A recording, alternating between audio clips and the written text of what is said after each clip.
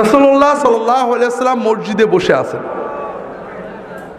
একজন সাহাবী আসছে, মসজিদে ঢুকে নামাজ পড়ে নবীজির কাছে এসে সালাম দিচ্ছে। নবীজি বললেন, তুমি যাও আবার নামাজ পড়ো, তোমার নামাজ হয়নি। ও যে আবার নামাজ পড়ে আবার সালাম দিচ্ছে, নামাজ হয়নি আবার পড়ো। তিনবারের মাথায় বলছে, ইয়া রাসূলুল্লাহ, আমি এর চেয়ে ভালো পারি না, আমার একটু শিখাই দেন। কি শিখালেন খুব ভালো করে বোঝেন। নামাজে আল্লাহু আকবার বলে দাঁড়াবে, যা পারো কোরআন পড়বে, খেয়াল করেন, আপনি বেশি পারেননি, যা পারেন পড়েন। রুকু করবে, রুকুতে শান্ত হয়ে যাবে।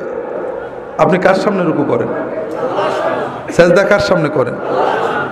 জীবনে কবরে সেজদা দেখেছেন? আজকাল ইন্টারনেটে পীরের সিজদাও দেখা যায়, আমি নিজেও দেখছি। দেখেন, পীরের সামনে যখন সেজদা করে খটাস করে মেরে উঠে পড়ে নাকি? কবরে যেয়ে যখন সেজদা করে খটাস করে মেরে উঠে পড়ে নাকি? প্রতিমার সামনে সেজদা দেখেননি? খটাস করে মেরে উঠে পড়ে নাকি? দুর্ভাগ্য। কবর পূজারী কবরে যে ভক্তি দিয়ে সেজদা করে পড়ে থাকে, পীরের পূজারী পীরের সামনে আমি নিজে দেখেছি কি আবেগ দিয়ে মহব্বত দিয়ে সেজদা করে পড়ে থাকে।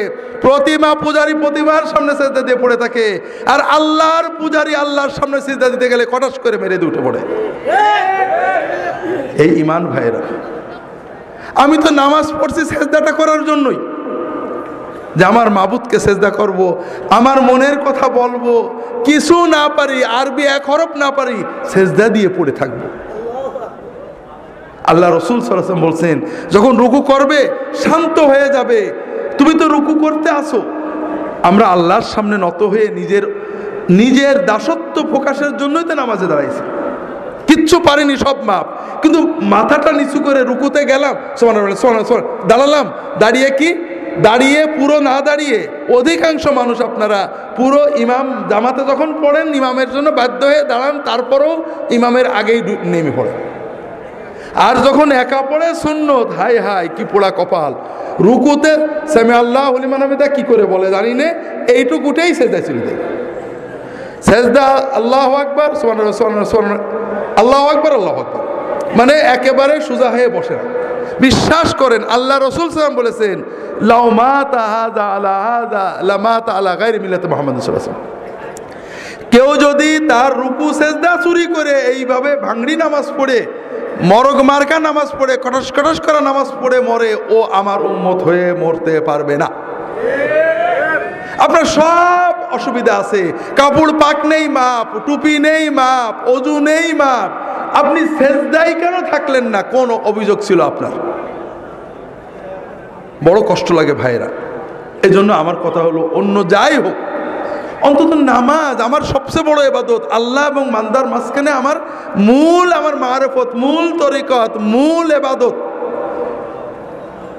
সেই ইবাদতে আর কিছু না পারি, আমি যে আমার মাবুদের সামনে দাঁড়াইছি, আমার মাবুদ আমার দিকে তাকিয়ে আছে, আমার অন্তর দেখছে, আমার চোখ দেখছে, আমার ইবাদত দেখছে, আমি অন্তত সেই আবেগ নিয়ে দাঁড়াই।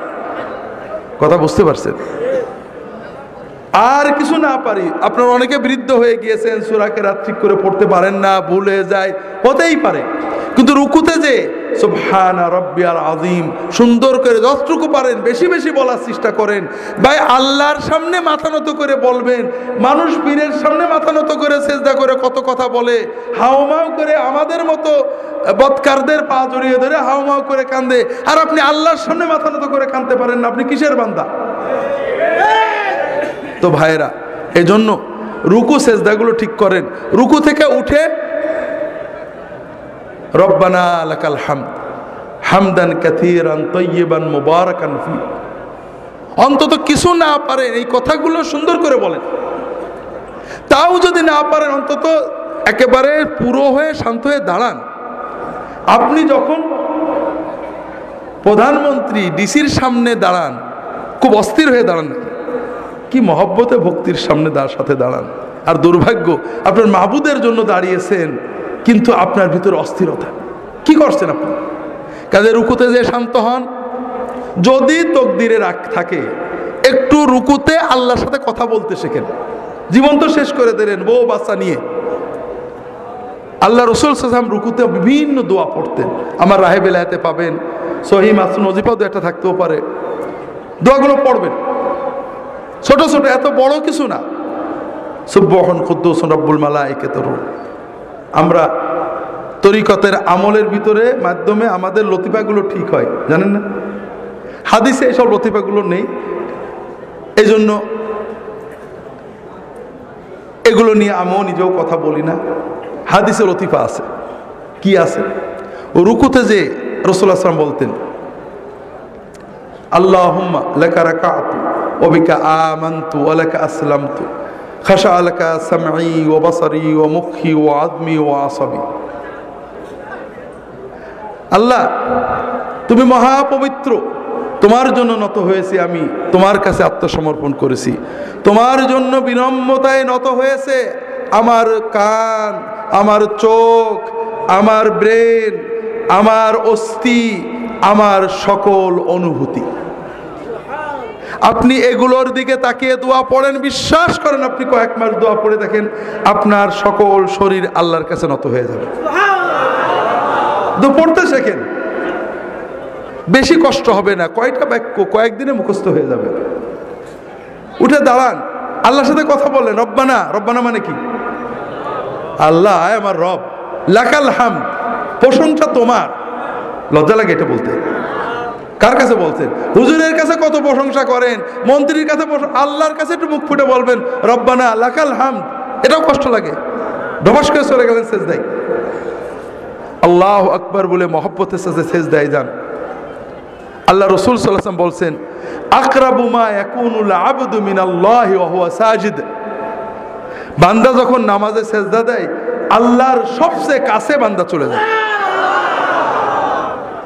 ফাকসিরু ফীহি মিনাদ দুআ ফাইন্নাহু কামিনুন আইস্তাজাবা লাকুম। কাজেই সেজদায় যে আল্লাহর কাছে বেশি বেশি চাও, চাও, চাইতে থাকো। সেজদায় তুমি যা চাবে আল্লাহ কবুল করে নেবেন ইনশাআল্লাহ।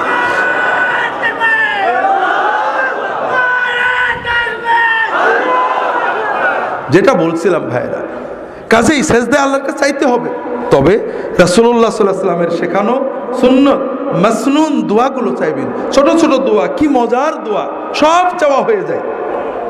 আল্লাহুম্মা ইন্নী আসআলুকাল হুদা ওয়াত তুকা ওয়াল আফাফা ওয়াল গিনা। কতটুক সময় লাগলো? মানে কি? আল্লাহ, আমি তোমার কাছে চাচ্ছি, আমাকে দাও, হেদায়েত দাও, তাকওয়া দাও, পবিত্রতা দাও, আমাকে বড় লোক করে দাও। বাদ থাকলো কিছু? সব চাওয়া হয়ে গেল।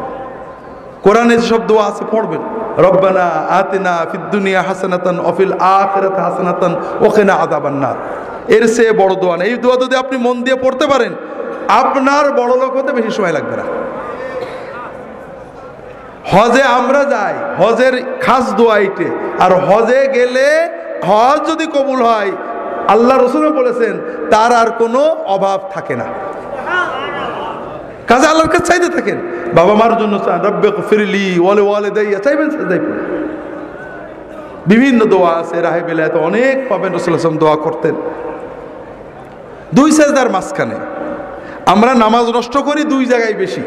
একটা রুকু আর সেজদার মাঝখানে, রুকু থেকে উঠে পুরো সোজা না হয়ে এইটুক হয়েই সেজদায় যায়, আছে না নেই? আপনি দেখেন ফজরের নামাজ তো পড়বেন, দেখেন অর্ধেকের বেশি মানুষ এরকম হবে। ইল্লা যদি দয়া করে ঠিক করে নেয় সেটা ভালো কথা।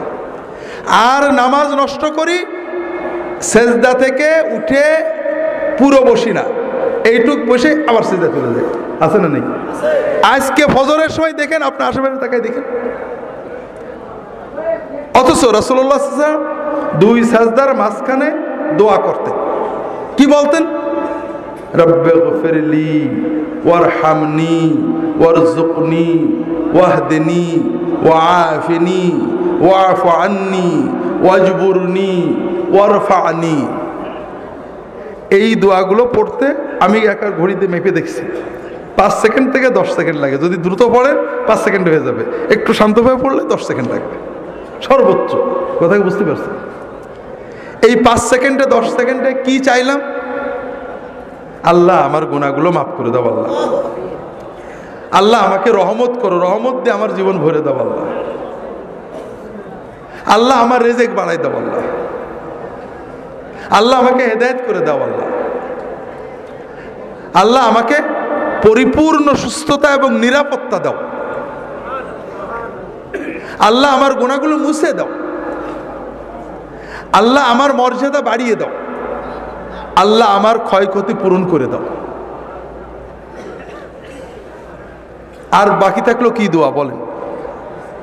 বাকি থাকলো কিছু? শোনেন, আমি কাল বলছিলাম না, নিজের ভালো পাগলে বোঝে কিন্তু বাঙালি বোঝে না। আপনারা যে হুজুরদের কাছে, আলেমদের কাছে দোয়া চাইতে যান, এইগুলো নিয়েই তো। অসুস্থ হয়েছে, হুজুর দোয়া করেন যেন সুস্থ, এই তো আল্লাহ রিজেকে বরকত দেয়, এই জন্য তো। আপনারা কথা বলছেন না কেন? এই সব জন্যই তো। আচ্ছা, মনে করেন আপনি বিপদে পড়লেন, কষ্ট হলো, অসুস্থতা, রেজেকে বরকত নেই, 2000 টাকা পকেটে নিলেন, গাড়িতে চড়লেন, জামা কাপড় পরলেন, কিছু হাদিয়াও নিলেন, নিয়ে মনে করেন একজন নেককার বুজুর্গের কাছে গেলেন, হুজুর দোয়া করলেন, আল্লাহ কবুল করলে ভালো হলো। আর এত কিছু না করে প্রতিদিন আমরা 30 রাকাত মতো নামাজ পড়ি, 30 রাকাতে বড় জোর প্রতি 2 সেজদার মাঝখানে 5 সেকেন্ড করে এই আধা ঘন্টা আল্লাহর কাছে দোয়া করলেন। কোনটা আপনার জন্য সহজ? বলেন না, কোনটা আপনার জন্য সহজ? কিন্তু আপনি করেন কোনটা? নিজে আল্লাহর কাছে না আছে আমাদের বলেন যে আপনারা আল্লাহর কাছে দেন, এই তো। তো ভাইয়েরা, এই দোয়াগুলো শিখে নেবেন, 2 সেজদার মাঝখানে এই দোয়াগুলো পড়বেন। রাজি আছেন তো সবাই? নামাজটাকে আল্লাহর সাথে মহব্বতের মূল ইবাদত মনে করবেন।